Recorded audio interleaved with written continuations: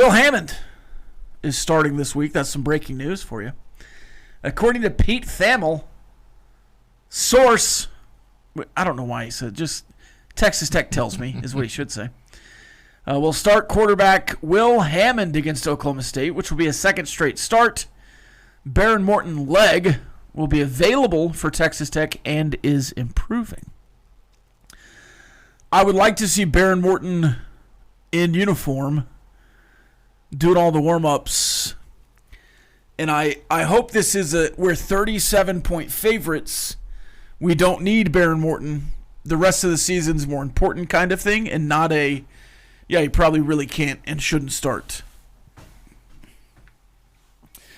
If this was a 10-point line, well, let's do it differently. If it was a 14.5-point line, would Baron Morton start? Well, that's a great question. If it was a 9-point line, 6-point line, like what's the? To me, and it's not just the betting aspect, but if it was a better opponent coming in. To me, that's what it. To me, it's the opponent and what you're facing coming in. If you had Kansas State second game of the year, he plays. Yeah. Because you don't know that they're going to be not as good as they have been. Yeah, you're already 6-1 too. But Oklahoma State has kind of established an identity. And so I think that plays into it a lot. If you're playing BYU this week, I think he plays. Yeah. I think he plays.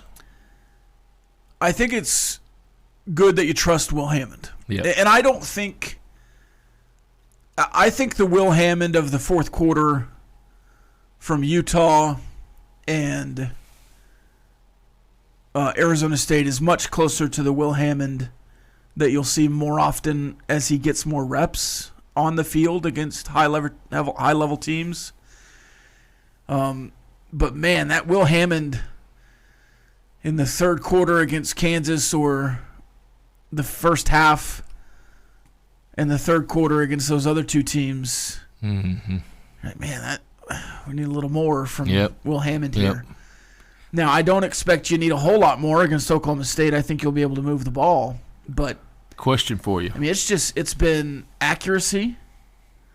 It's been some decision making, and I've got a take after your question. You've seen him against Arizona State for a full game. You've seen him for partial game Kansas, partial game Utah.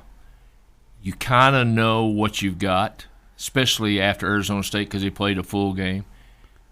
Do you game plan a whole lot differently than what you have for him up to this point based on what his past performances is? Do you think we see some more run out of Cameron Dickey, and do you think we see 10-yard passes instead of 30-yard passes? This is exactly what I was about to say. Okay.